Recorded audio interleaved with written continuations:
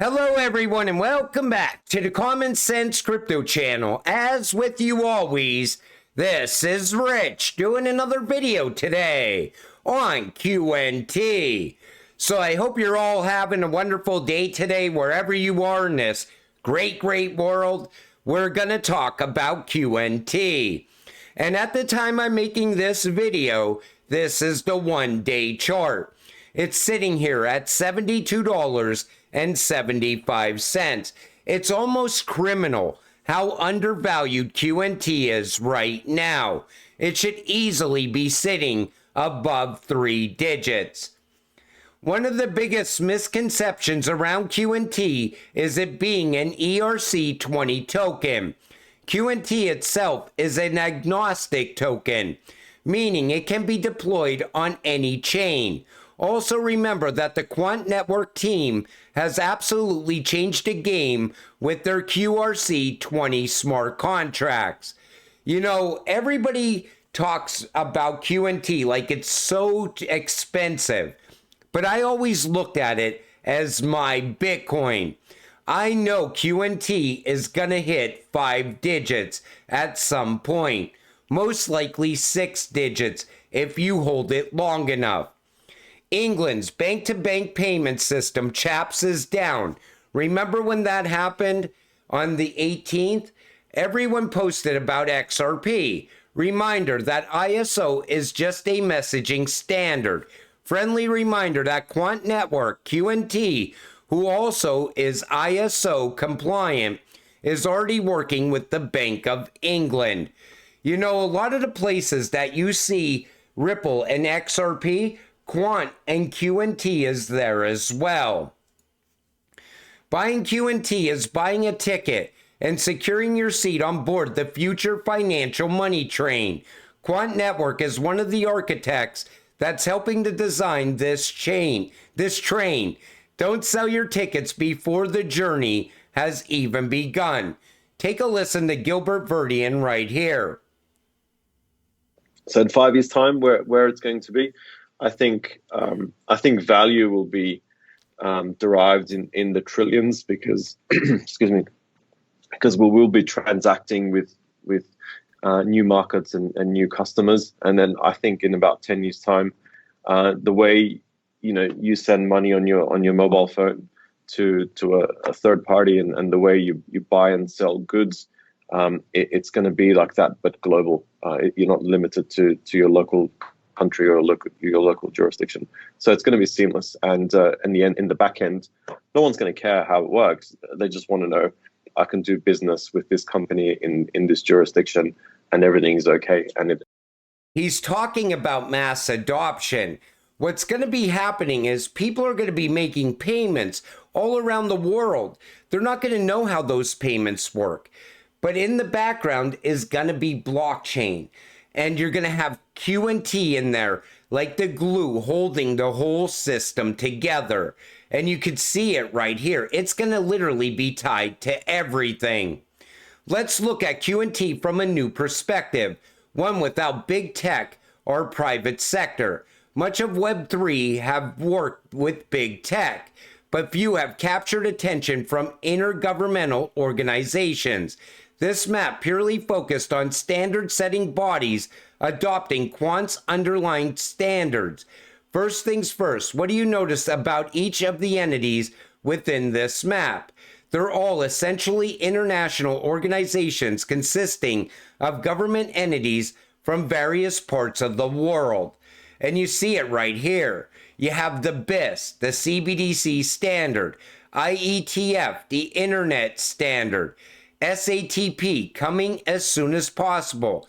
The International Monetary Fund has created their own frameworks for a digital asset platform that they titled ASAP, Access Service Asset Platform. It's a multi-layered architecture using APIs to communicate. Atlantic Council, nonpartisan think tank that directly supports NATO. ISO, we know what's coming with ISO. Uniting Standardization, the UN, consists of various specialized agencies with multiple backing and working on liaisons with TC307, such as the ITU. What's going on at the UN right now is they're trying to create one moral currency, and they're also working with QNT. OECD, Joint Cooperation, the Organization for Economic Cooperative Development, have formed a direct Class A liaison to ISO TC307 and the G20 roadmap, which we all know is leading to CBDCs. QNT is positioned at the heart of all of this. CBDCs have evolved rapidly in the world of fintech, from proof of concepts a year ago to pilots and testing stages now in talks by the BIS. This year we saw QNT and XRP dominate the CBDC space as they built with all angles of the financial sector. And for QNT, they also saw significant CBDC advancements with their ecosystem over this year as well. While we had previously seen tons of references to Quant and Overledger, reference and usage of API gateways for interoperability, mentions of the importance of legacy to DLT connecting, discussion of open standards and APIs, etc. But we never had that one piece of the conclusive evidence. That was until June 16th of last year, as Quant had officially come out reporting that they played a role in the developments of Project Rosalind. It sent shockwaves around the crypto space. While many were still unfamiliar with Quant, the BIS had directly referenced it and even said Overledger was the selected platform for the CBDC. Through Project Rosalind may have been the first to reference Overledger, there's a good chance it was the first to utilize its standardized approach. And we also seen Project Meridian, just 2 months prior, mentioning the focus of interoperability between DLT and legacy real-time gross settlement systems. This was enabled through open standardized APIs, but it didn't stop at Project Rosalind. And we also saw Project Sela between the BIS and Bank of Israel. Sela is another retail-focused CBDC and directly has its architecture inspired by Project Rosalind. Then in October came the final nail in the coffin, as Bank of Korea was now getting in on the CBDC testing too. They had adopted the unified ledger framework created by the BIS for a ledger, where tokenized money and assets live simultaneously. To enable this seamless interoperability, they had referenced SATP by Quant and MIT. So much like XRP and QNT, they're working in the same areas. But that makes sense because QNT is going to connect to Ripple and XRP. That's what's going to happen as we see the new financial system grow out and expand. There's going to be more connections over time. It's going to look like this. You see Quant in the middle, connected to Ripple, Stellar, Hedera, IOTA, Constellation, Algorand, and XDC. It's all one massive network. And if you invest in QNT, you're investing in the glue that holds the whole system together. Here's another way of looking at it. You see Overledger, existing networks, platforms, enterprise systems, applications. Then you see the blockchains, and Overledger is tying to all of them. All at once, everything runs through QNT. And that's when you will see 5 digits and beyond. Now, Crypto Reviewing does great reviews on cryptocurrencies. They gave QNT a 10 out of 10. That's one of the first 10 out of 10s I have ever seen coming from Crypto Reviewing. Project Overledger technology means they can facilitate blockchains and business environments. Utility.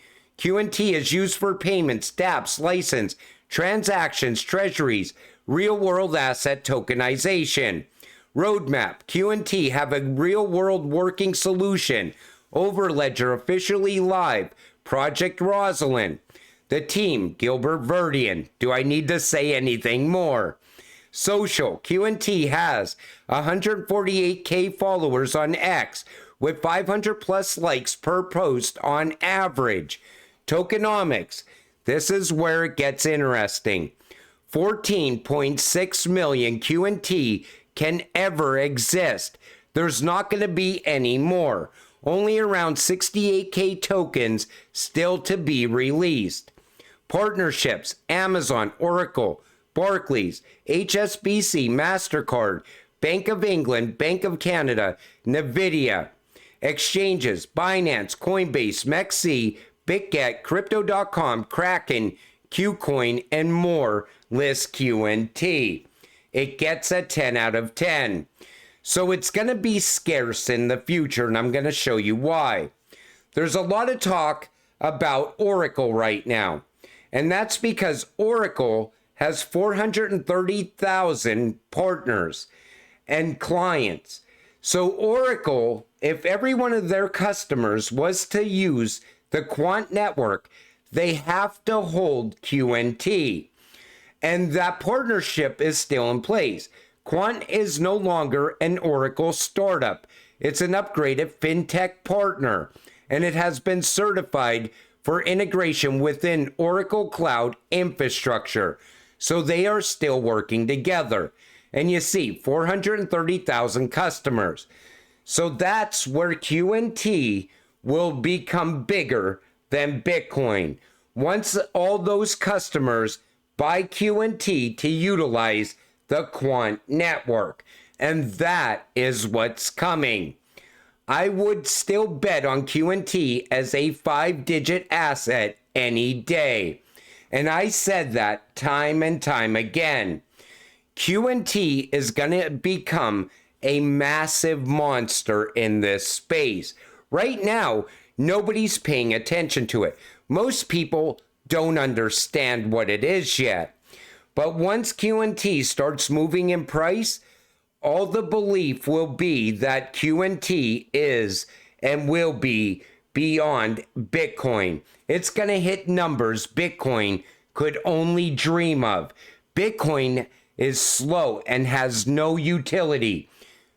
QNT has a ton of utility. It's going to connect everything. And if you're not a QNT holder yet, I definitely would buy up some QNT while it's at rock bottom prices. But like I always tell you, until it happens, stay patient, stay positive, and let's get rich together. With that said, I'm going to wrap up this video. I want to thank you all for watching. I appreciate all of you. I'll see you in the next one. Have a great night.